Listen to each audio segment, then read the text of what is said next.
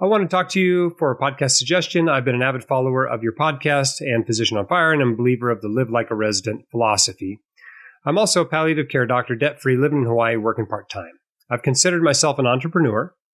I made my group switch my job from hospitalist to pay for my training at Harvard for palliative care. I also became the vice chief of staff. This past week or two, the online summit, and the listener is referring to the online summit put together by Peter Kim at Passive Income MD. This was a big push on entrepreneurship. The online summit has created an intense need to push yourself, make side gigs, and do more than we were doing to not exchange our time for money and get side gigs to get a cash flowing stream. I know a lot of people are excited and want to learn more. But as a palliative care physician, I want to share that all these ideas can create anxiety and can push us away from what matters most. While I can chase all these side gigs and my mind can go 100 miles an hour, it keeps me from enjoying playing backgammon with my 11-year-old. There's something to be said about protecting your time, even time that you just spend in your head.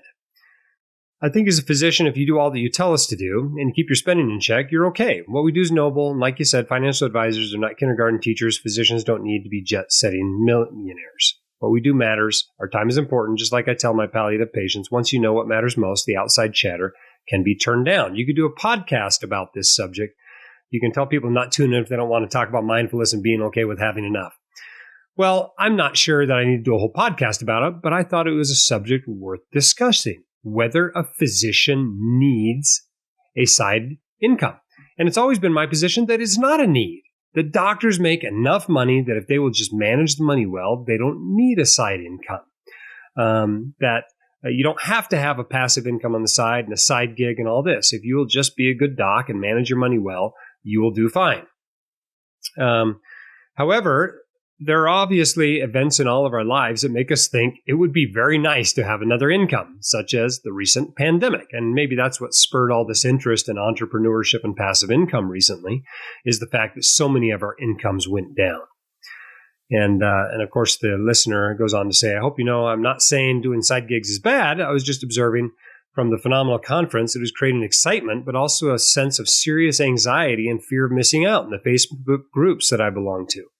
There's value to the program, so much so that I'm considering to work with some life coach people to help me guide people through end-of-life decisions for a larger reach, not to have more money, but more impact. I just want to remember we should protect the practice of medicine for what it is, caring for those in need, and remembering that there are those in worse situation than we are, both physically and mentally and financially, and that what we do still matters. While COVID has weakened our financial grip, it has also made my children think that as physicians, we are heroes.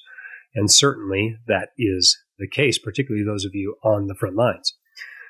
So how do you balance this? We don't want to be dependent on our physician income, but we also spent a lot of time and effort becoming physicians for a reason. And it's true that you don't need to make $5 million a year in order to be happy. If you can't figure out how to be happy on $200,000 to $400,000, which is what most physicians make, then you probably have a spending problem, not an earning problem. I totally agree with that.